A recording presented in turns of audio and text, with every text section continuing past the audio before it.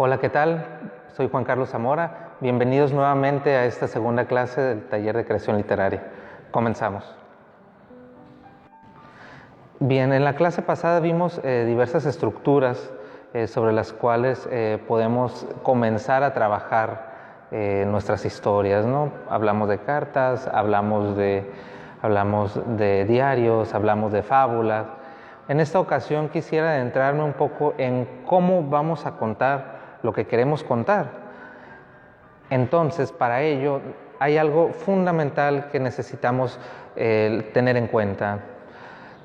En este caso, sería el punto de vista desde el cual se va a narrar.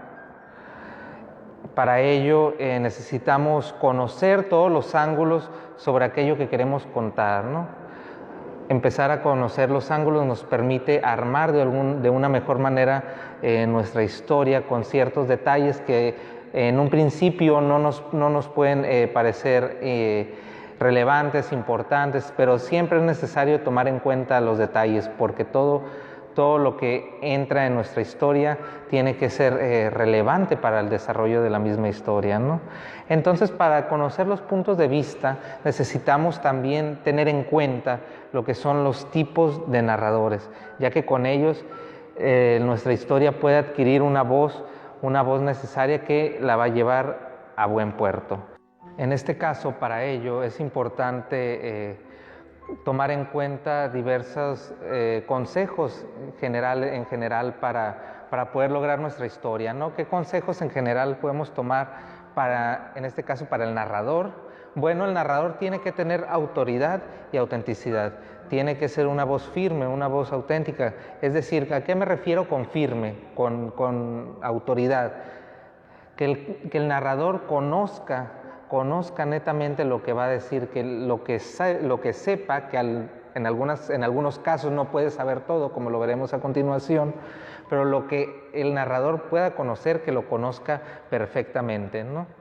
Otro consejo que podría darles es acerca de sus posibilidades y sus limitaciones. Es decir, el narrador puede o no ser parte de la historia, pero siempre hay que tomar en cuenta qué tanto sabe el narrador y qué tanto no va a saber para el mismo desarrollo de nuestro cuento, de nuestra novela, de nuestro poema incluso, ¿no?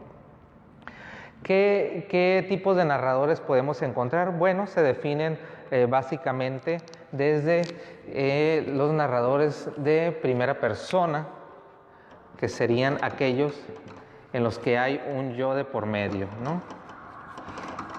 El yo hago, yo hice. Todos esos narradores donde implica el yo, son los que los que conocemos, los que entran en esta parte, ¿no? ¿Qué narradores podemos encontrar? ¿Qué tipo de narradores podemos encontrar? Bueno, podemos comenzar con el narrador protagonista.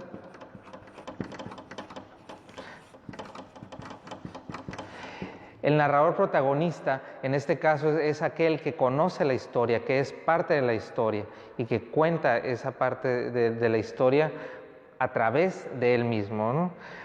Como lo vimos en el caso de los diarios y que lo podemos ver en las autobiografías claramente, esa estructura prevalece en esa parte, ¿no?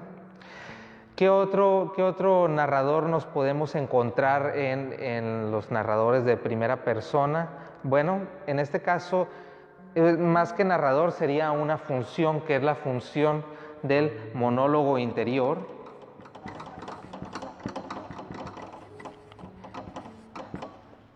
El monólogo interior como tal nos permite dar a conocer a través de la primera persona, del yo, poder dar a conocer el propio pensamiento del personaje, ¿no? Yo estaba pensando que tal y tal. Eso no necesariamente implica una estructura lógica como tal, sino que eso permite al personaje más que nada expresarse como tal, y que esa expresión funcione dentro de nuestra propia historia, de nuestro propio cuento, de nuestra propia novela. También los otros tipos de narradores que nos podemos encontrar, en este caso, sería el narrador en segunda persona. Este narrador No es tan común, ojo, este narrador en segunda persona, perdón, no es tan común. No es tan común, no es frecuente toparnos con ese narrador. ¿Por qué? Porque el narrador aquí habla de tú. Tú hiciste, tú haces, tú fuiste a tal lugar, tú comiste. Hay diversos ejemplos sobre ello. El ejemplo más claro que podemos ver sería un librito muy pequeñito que les recomiendo mucho, que se llama Aura, de Carlos Fuentes. En ese libro alude a un escritor, a un historiador, más bien alude a un historiador y nos invita a ser parte de la historia. ¿Qué es lo que tiene ese tipo de narrador? Nos permite adentrarnos en la historia como si fuéramos realmente nosotros el propio personaje. Permite vivir en carne propia de más cerca la historia que queremos contar, ¿no? No es tan común, pero sí se presenta en diversas ocasiones. Y el narrador en tercera persona. El narrador en tercera persona se refiere al él, ella, él, ella, ustedes. En esta parte, digamos que podemos encontrar a diversos personajes que no forman parte de la historia como tal, no participan dentro de la historia. Podemos encontrar ahí la mayoría de los ejemplos incluso de obras, ¿no? En las cuales ese tipo de narrador están fuera de la historia y que no se involucran demasiado, ¿no? Son más bien como una especie de narrador testigo, que eso lo veremos más adelante, ¿no? Otro tipo de narrador que nos podemos encontrar, ya no tanto como primera, segunda, tercera persona, sino más bien midiéndolos o clasificándolos según lo que sepan, nos podemos encontrar con el narrador omnisciente.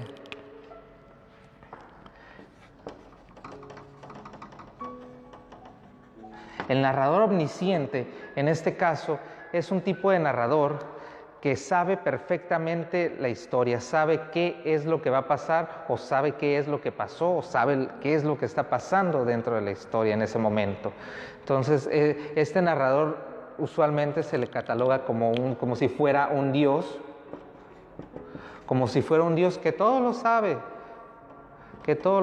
todo lo conoce, todo lo observa, y que conforme va evolucionando la historia es como nos va brindando la información de la misma, ¿no? Porque pues no puede soltar todo de un solo golpe, sino que uno como escritor tiene que ir midiendo ir midiendo la cantidad de información que vamos soltando poco a poco, ¿no? Y el que les adelantaba también, que sería el narrador testigo que se involucra precisamente en la historia, pero de una manera indirecta, no participa como tal. Imagínense a alguien que está rindiendo declaración para la policía. Bueno, es algo así. Yo vi que fulanito hizo tal cosa, que robó las manzanas del mercado, por ejemplo. Entonces, esa misma estructura funciona con el narrador testigo. El narrador testigo no lo sabe todo como el narrador omnisciente. Este narrador, recuerden, es como un dios. Este testigo es precisamente como su palabra, tal cual. Es un narrador testigo. ¿Qué nos permite este tipo de narradores? Narradores en tanto en función de su estructura gramática, es decir, de cómo lo vamos a escribir, si con el yo, tú, el, ella, o el narrador, o los narradores de información, por así decirlo. ¿Qué nos permite crear? Nos permite crear una atmósfera. Esta atmósfera del texto que se vincula precisamente a un sentimiento. Y esto de la atmósfera, pues, ¿qué es? ¿Con qué se come? ¿Qué podemos relacionarlo? Bueno, la atmósfera, el ambiente de un texto, precisamente el tipo de narrador,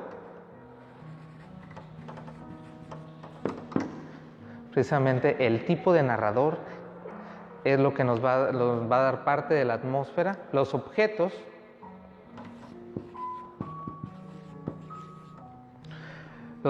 sobre los cuales podemos hablar en una historia. Si hablamos, por ejemplo, de un kinder, ¿qué es lo que nos podemos encontrar para imaginar, para evocar un kinder? Bueno, vemos libros, vemos niños, vemos crayones por donde sea, vemos libros de colorear. Entonces, todos esos objetos nos van recordando a un kinder, por ejemplo, ¿no? Y esa parte es la que nos va a dar justamente el ambiente. El ambiente como tal, en este caso, es fundamental tener otro elemento en consideración, que es justamente lo que les acabo de mencionar en el ejemplo indirectamente, que es el espacio. El espacio en el que se desarrolla nuestra historia nos va a permitir evocar ese sentimiento, esa chispa que queremos en el lector de asombro, ¿no? De asombro por nuestra historia, de algo que nos impacte de alguna manera, ¿no? Porque, por ejemplo, si queremos contar una historia de terror, pues no vamos a poner una casa con muchos colores, o un día soleado, o que no haya sangre, o cuestiones por ese tipo, ¿no? No vamos a evocar algo que no es. Entonces tenemos que involucrarnos directamente con el terror como tal. ¿Qué es lo que terroriza, no? Pues las arañas, la sangre, el asesinato, el miedo. Entonces todo eso nos permite ir creando una atmósfera que va evolucionando conforme evoluciona nuestra propia historia, ¿no? Y otra cosa que hay que tener en cuenta, otra cosa que podemos tomar en cuenta sería no contar la emoción. Es decir, está prohibido decir, si estoy contando una historia de terror,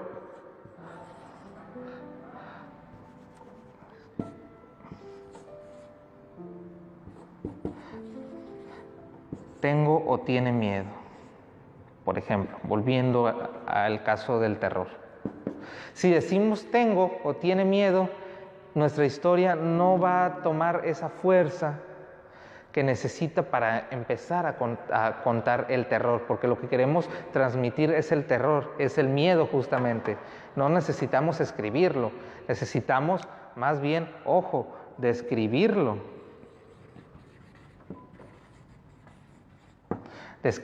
¿Cómo podemos describirlo? Bueno, como les mencionaba, una casa tétrica, un asesinato, sangre, oscuridad, etcétera, etcétera, etcétera, que les evoque al terror.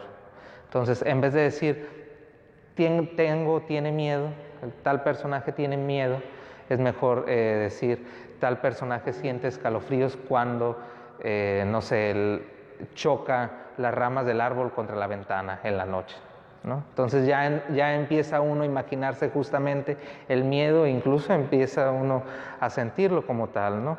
Entonces dentro de esta atmósfera que vamos creando, dentro de este ambiente, también es importante lograr obtener el tono con el cual queremos contar las cosas.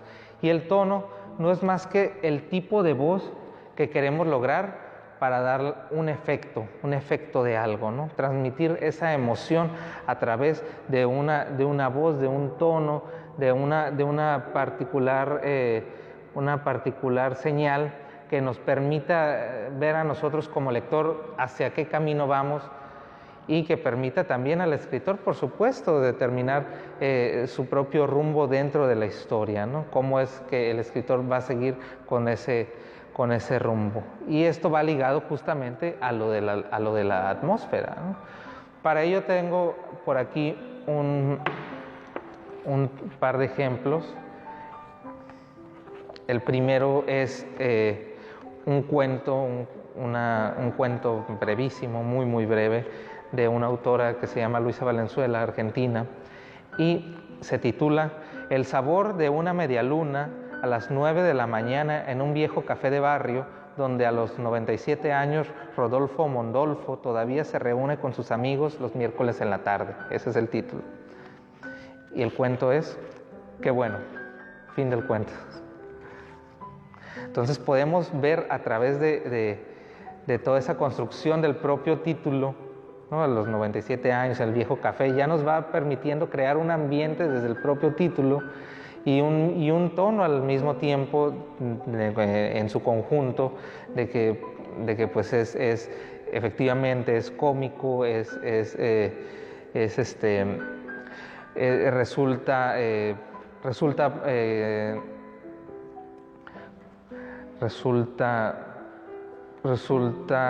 un tanto cómico en esta parte, ¿no? Donde un viejo 97 años se reúne, pues qué bueno, ¿no? Entonces, ese tipo de tono que es lo que buscamos lograr para crear ese ambiente, esa atmósfera, ¿no? Otro caso que podemos encontrar sobre el tono es un fragmento de un cuento, porque este sí está un poco más largo, de Juan José Arreola, que se llama Baby HP, y va así. Señora ama de casa, convierta usted en fuerza motriz la vitalidad de sus niños. Ya tenemos a la venta el maravilloso Baby HP, un aparato que está llamado a revolucionar la economía hogareña. El Baby HP es una estructura de metal muy resistente y ligera que se adapta con perfección al delicado cuerpo infantil mediante cómodos cinturones, pulseras, anillos y broches. Las ramificaciones de este esqueleto suplementario recogen cada uno de los movimientos del niño, haciéndolos converger en una botellita de Leyden que puede colocarse en la espalda o en el pecho según necesidad. Una aguja indicadora señala el momento en que la botella está llena. Entonces usted, señora, debe desprenderla y enchufarla en un depósito especial para que se descargue automáticamente. Este depósito puede colocarse en cualquier rincón de la casa y representa una preciosa alcancía de electricidad disponible en todo momento para fines de alumbrado y calefacción, así como para impulsar alguno de los innumerables artefactos que invaden ahora y para siempre los hogares. Sigue el cuento y finaliza con lo siguiente. El Baby HP está disponible en las tiendas de distintos tamaños, modelos y precios. Es un aparato moderno, durable y digno de confianza, y todas sus coyunturas son extensibles. Lleva la garantía de fabricación de la casa Mansfield & Sons de Atlanta. Entonces vemos en el caso del primer ejemplo cómo es algo más cómico, cómo es algo más juguetón. Y en el segundo, sí, también lo es, porque juega con esta parte de ponerle una estructura a un niño para generar electricidad, para generar energía y que esa energía la podamos consumir, pero lo hace con una estructura como de comercial, ¿no? Como de infomercial, de los que pasan en la televisión. Entonces, con estos ejemplos podemos ver cómo el tono se involucra directamente en las historias y ello potencializa nuestra historia, ¿no? Como vimos en esta parte, todo lo relativo a los narradores, a la atmósfera, al propio tono de nuestra narración, sería muy importante que ustedes realizaran ejercicios relativos, sobre todo no tanto a los narradores, ¿no? Porque esos ejemplos los encontramos más seguidos, pero sí en cuanto a la atmósfera. ¿Por qué? Porque es importante que pongan en práctica todos estos detalles en los cuales se arma una historia, ¿no? En los cuales se basa una historia. Entonces, sería fundamental, sería importante que me pudieran apoyar en esa parte, ¿no? Entonces, les dejaría de tarea para realizar la atmósfera, para involucrarnos en la parte de la atmósfera de una historia, realizar una descripción de algún lugar, en el lugar en el que estén, de un lugar que hayan visitado. También es importante describir desde la memoria, por supuesto, es fundamental. Una descripción, unos, ¿qué serán? 3, 4 renglones, no mucho. 3 o 4 renglones. Ustedes determinarán qué es lo que quieran describir. Es tema libre. Como insisto, si van a describir alguna emoción, procuren no decir la emoción, sino más bien describirla. Si van a describir un contexto feliz, pues pueden poner era un día soleado, los pájaros cantaban, no, digamos, aludiendo a esta parte de la felicidad. Si es un día triste, estaba lloviendo, no había gente en la calle, qué sé yo, ¿no? Entonces, esta parte de la descripción sería importantísima trabajarla. Entonces, básicamente sería esa nuestra tarea, nuestro objetivo, lograr tener una descripción en breve, 3-4 renglones en las cuales podamos acercarnos justamente a esta parte de la atmósfera y a esta parte del tono. Agradezco nuevamente al Instituto Municipal de Arte y Cultura por brindarnos el espacio y no me queda más que invitarlos nuevamente a la siguiente sesión. Muchas gracias.